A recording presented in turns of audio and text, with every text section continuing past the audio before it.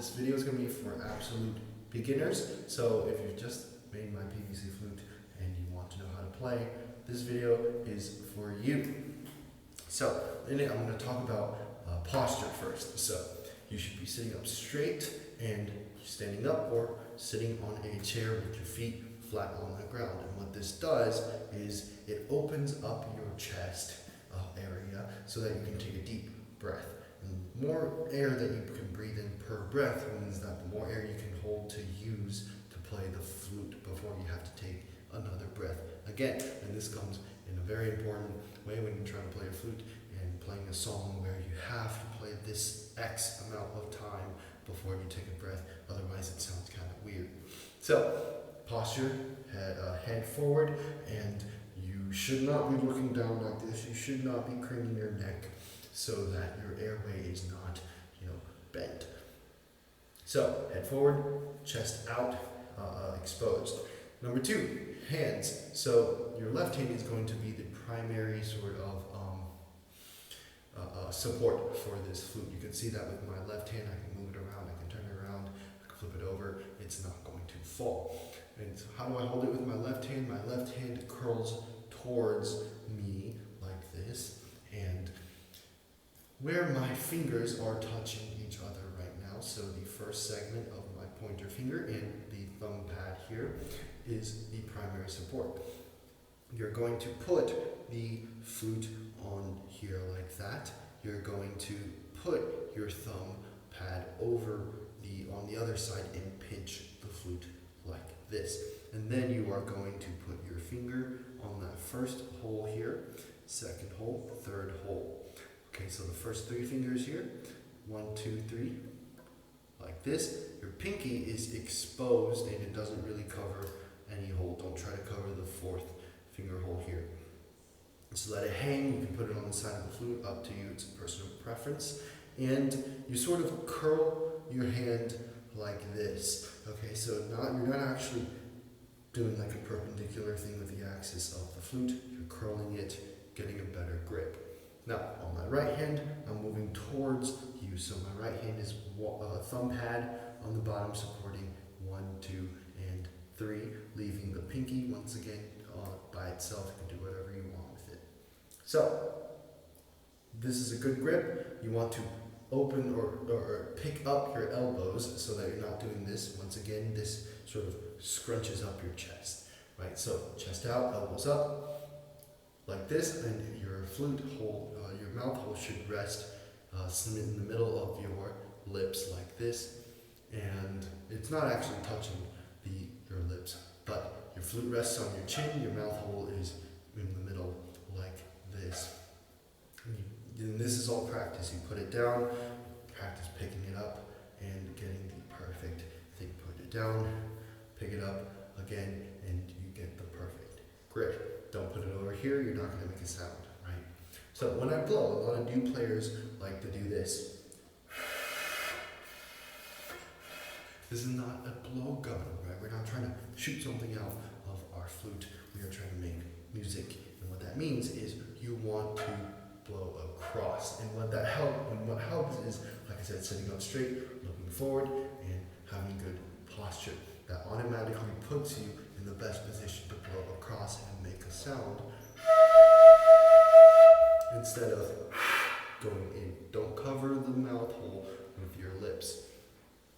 Okay, and so if you take a look at this, you have 2 sides here.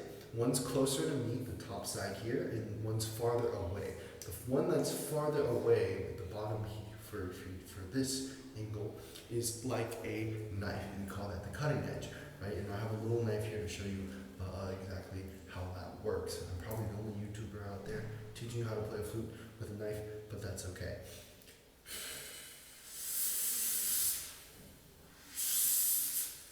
You hear that really nice sound when it moves to the middle of my airstream.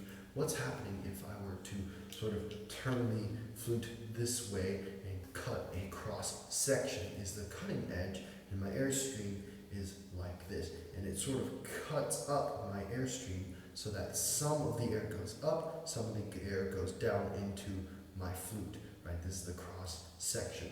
So when I Move it here, I've got just the right amount of air, just the right ratio. And if I were to move it down here, all of the air goes above, it doesn't go into the flute, it doesn't make a sound. Same thing, down is bad too. So, I have all of my posture, all my hands, all my mouth correct. My mouth should be, don't puff up your cheeks, you should keep your cheeks normally, and the side of your mouth here is tight. And the only part that's open is the middle. Like this, don't use too much air.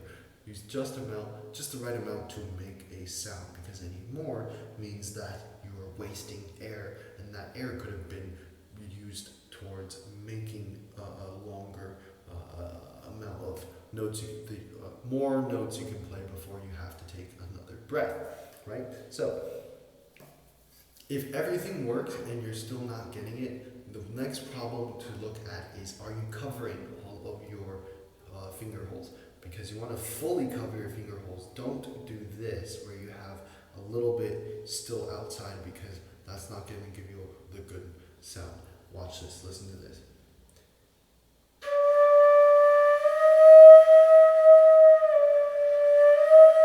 Every time I move and I let some air out, it makes a higher pitch.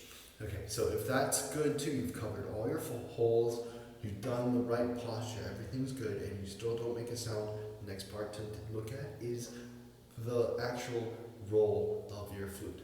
Because this might sound bad, this also sounds bad, but if you were to roll it to a good angle,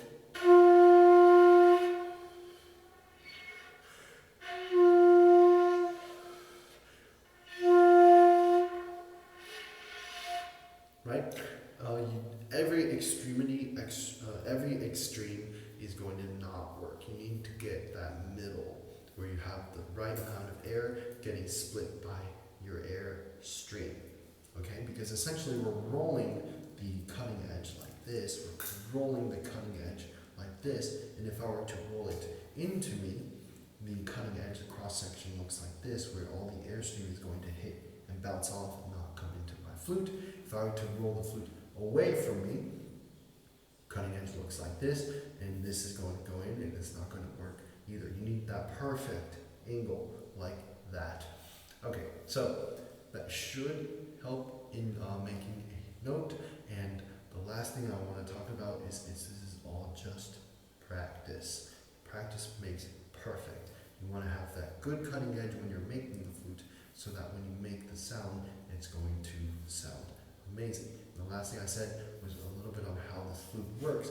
When I am playing the flute and I cover up all of my finger holes, it's a very low note.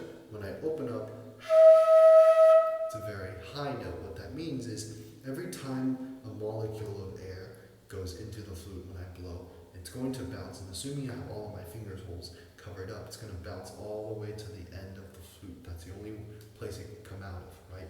Every time it bounces, it loses a little bit of energy, okay? Because it's got to hit it and come back, hit it and come back. It's going to lose a little bit of energy and come out with a lot less energy, because it's got a longer path to travel, more bounces to bounce on, to lose energy with. That's why it's going, the lower the energy, the less energy you have, the lower the note, which is why closing all the finger holes gives you a very low note. Whereas if I were to open up all the finger holes, it's only just going to travel here to around the first or the second finger hole here, and it's just going to come out. And that makes a very high sound, because it only has less distance to travel, it has less bounces on the walls of the flute, and it comes out with still a lot of energy.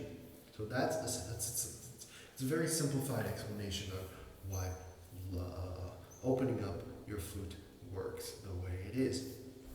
And so I think this is it for this video. If you've liked it, please comment, subscribe, and I'll see you in the next tutorial. Take a look at the description below, and I'll update it as soon as I post all the other ones I have recorded.